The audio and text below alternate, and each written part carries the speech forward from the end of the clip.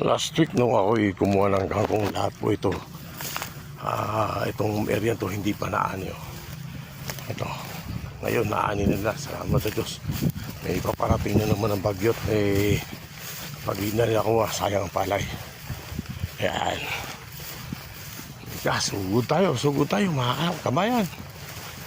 Okay, punta tayo sa laban. Ayan, yan ang aking napakaluwag, napakalawak na kangkungan. Ayun, baka may itlog yun doon na ibon na yun. Ang laki, laki nalipad eh.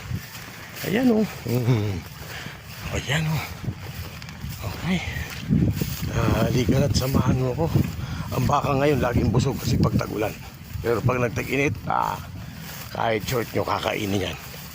Last week nung kumuha ako, mula rito tubig na hanggang bewang. Ngayon po